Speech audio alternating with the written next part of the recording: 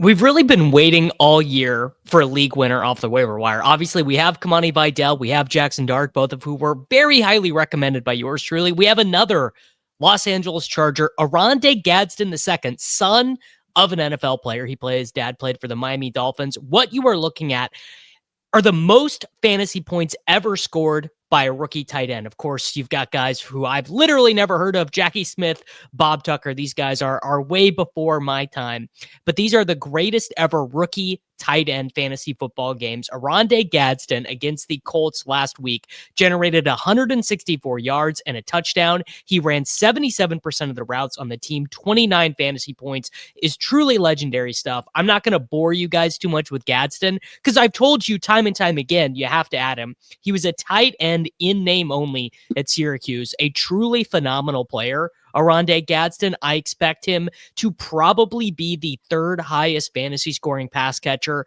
for the Chargers over the remainder of the season. Now, does that mean he beats out Keenan Allen? Does that mean he beats out Ladd McConkey or QJ? I'm going to let chance take care of that for me, but Gadsden is the most irreplaceable player in their system right now. He has a 2.2 yards per route run, an 8.2 ADOT. That means that he's not just like a screen merchant, or as you saw with Kyle Pitts for the rookie tight ends. The problem with Pitts was he was a deep threat tight end, which is just a weird role to have in the modern NFL.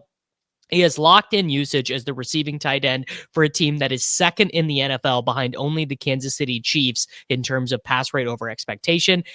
Gadsden is not a streamer. He profiles as a tight end one for the rest of the season. When I do my updated rest of season rankings, I'm going to have him as a top 10 tight end. I would spend up to 35% of my free agent budget to get him. I think that the risk for adding Gadsden is honestly incredibly low. Now we need to move on to Kyle Monangai, who frankly I have been thinking about adding in here for a while. We've mentioned him a couple times in these videos, but we saw a real change in his role last week. You guys can see his game logs right here. It was the first time he played, first time he got over 30% of the team's rushes, the first time his utilization rate got above 60. He got 33% of the team's rushes inside the 5, including scoring a rushing touchdown. He had a 20% targets per route run, really just being trusted in the receiving role for the Chicago Bears for the first time. I think the profile probably suggests he was a little bit better of a prospect than I thought. Monangai had this really, frankly, boring prospect profile coming out of Rutgers. When you asked people why they liked Monangai as a prospect, really the kindest thing they had to say about him was that he never fumbled when he was in college. And not fumbling is definitely useful if you're a rookie running back. The thing that I was surprised about by this performance against the Saints, though, was that the team was also using Roschon Johnson. I kind of this whole time thought that Roschon Johnson was just injured and that injury was the thing that was precluding him from playing more, but he was healthy enough to play and Monangai was still clearly ahead of him. Chicago is basically committing now to using DeAndre Swift in the right way. You don't really want DeAndre Swift taking all these tackles, going in between the guards. I think this is really very similar to a Jahmyr Gibbs, David Montgomery. I suppose it would be your Ben Johnson analog there, where DeAndre Swift is the old DeAndre Swift that used to be under Ben Johnson, and Kyle Monangai is kind of the Jamal Williams here. This is basically the type of running back you want to have stash. We are heading into a crazy, crazy bye week apocalypse this next week. There are 6 teams on bye. There are a bunch of teams that are dealing with injuries. I think I counted earlier over 25 fantasy starters are going to be missing in week 8. I think you can spend up to 20% of your FAAB on Monangai. I think he is like a decent running back 3 style candidate. The risk is definitely higher than 0 on Monangai because because we could see Roschon Johnson play over him at some point. But I do think that Kyle Monangai is definitely worth rostering in all 12-team leagues.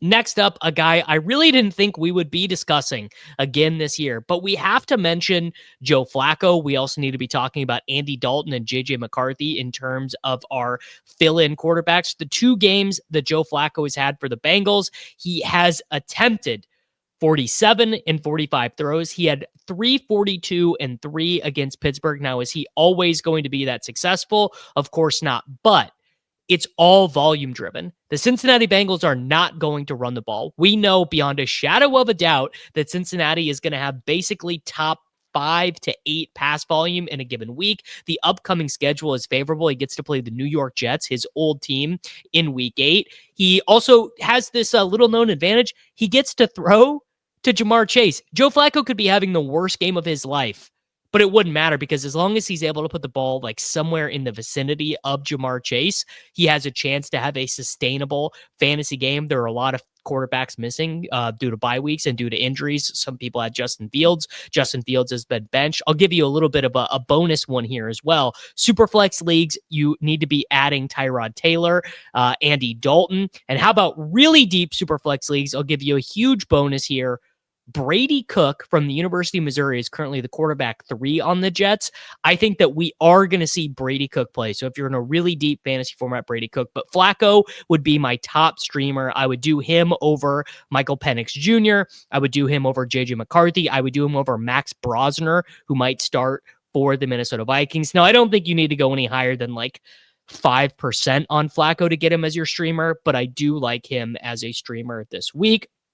Another guy that we have mentioned multiple times, Brashard Smith from the Kansas City Chiefs. What you were seeing on your screen here is that Brashard Smith leads the entire National Football League in targets per route run. If you're relatively new to fantasy football, what is targets per route run? It's exactly what it sounds like. How often does a player get targeted when they are on the field and when they are running a route? 46% targets per route run. This is every player in the NFL with a minimum of 20 routes run. Now, what's interesting is you do see a lot of crappy running backs on this list. So you've got like Miles Sanders, who doesn't run that many routes. You have some other guys like that, Jimmy Horn Jr., just Dylan Sampson, guys who don't run very many routes. But you also have some of the best players in the NFL, right? Puka, JSN. Now, why does Brashard Smith have such a high targets per route run? Because the team doesn't trust him. Doesn't trust him to just be an early down running back. He did get a bunch of garbage time work against the Raiders in week 7, which I think is kind of interesting. But if the Chiefs want to ascend to their true plane, to the best possible version of the Chiefs, they need Brashard Smith. Can you start Brashard Smith in week 8 against the Commanders? Probably not. Is Brashard Smith the highest ceiling running back who is widely available in fantasy football? Honestly, I think the answer is probably yes. I do think that by the time we get to the fantasy football playoffs, Brashard Smith can very easily be the Jerick McKinnon for this team. And I know we've talked a lot about Brashard Smith on this channel, but I'm comfortable spending about 5% on him here. Next up, we need to move to Tez Johnson and the Tampa Bay Buccaneers. What you were looking at here is a summary of all the routes run on the Tampa Bay Buccaneers. You've got Chris Godwin, who was out last week. Mike Evans is now going to be out for the remainder of the season with a broken clavicle. You have Bucky Irving, who's questionable. All these injuries, right? Emeka Egbuka came back, played a ton in week 7, but did not play particularly well because he was hampered. Cade Otton runs 90% of routes for this team, but has a 12% targets per route run. Sterling Shepard runs a lot of routes, but is not targeted. Then you have Tez Johnson, who has not run that many of the routes, but has a relatively high targets per route run. If we filter for just the most recent 2 weeks, things are going to look a lot better for Tez Johnson. His targets per route run leaps to 24%, which to 16% rather, but a 14% target share. If we filter that to just week 7, things look even better for him with an 18% targets per route run. Who do you add here? So assuming Mike Evans misses and assuming we're able to see Godwin again at some point, I do think that Tez Johnson has the highest possible ceiling here. I don't love adding Sterling Shepard, though his routes are going to be relatively stable. Then you can see some of the other guys, you've got like your Cameron Johnsons and things like that. But Tez ran 70% of the routes in that game. Again, Mike Evans is going to miss the rest of the season.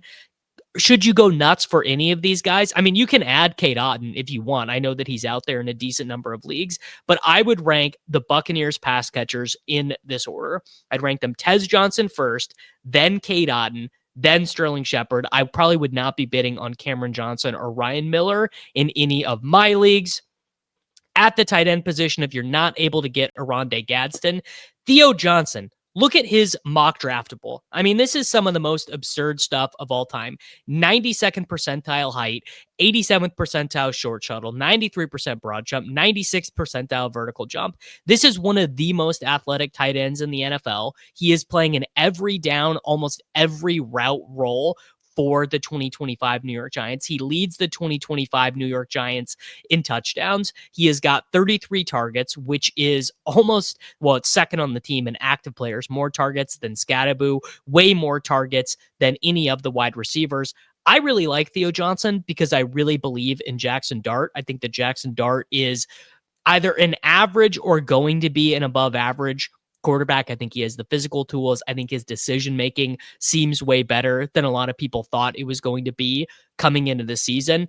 Theo Johnson is kind of one of those guys that stays on the waiver wire because people are like, oh, it's all just touchdown deodorant. He's not actually that good. I disagree. I think Theo Johnson can probably play, and I think that his role, particularly his red zone role, is really intriguing on this team. So I think you can spend like 5-10% on him.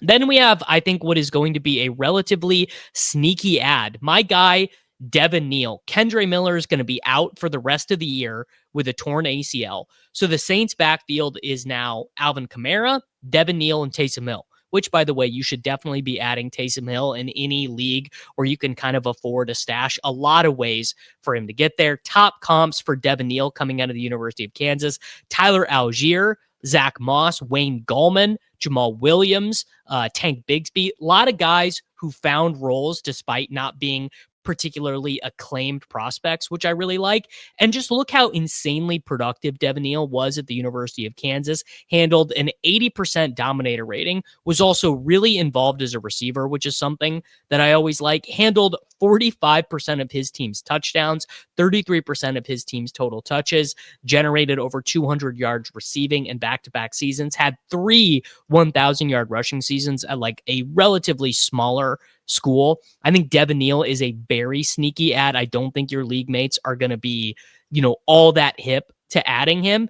And who's to say Alvin Kamara doesn't get shut down the way he did in 2024? Who's to say Alvin Kamara doesn't get traded? Who's to say Alvin Kamara doesn't get injured? He's a 30-year-old running back playing with a second-year quarterback in Spencer Rattler. So Devin Neal is what I think a really talented player who was undervalued because his 40 time, 4.58, was not great at the combine. But Devin Neal can play football. I think that he basically has an every down skill set that is just waiting to be utilized by the New Orleans Saints.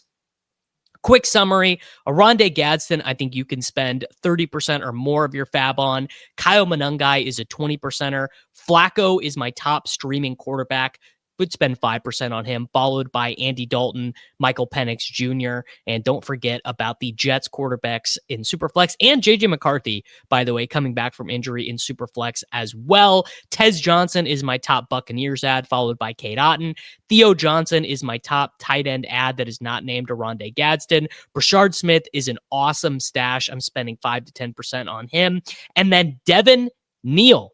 Please do not forget about my boy Devin Neal. Comment the players you're targeting down below. I will respond and tell you if I think it's a good move. Watch our video here on Wednesday on the channel. Make sure you like the video. Make sure you're subscribed to the channel for daily fantasy football videos, and I will see you back tomorrow.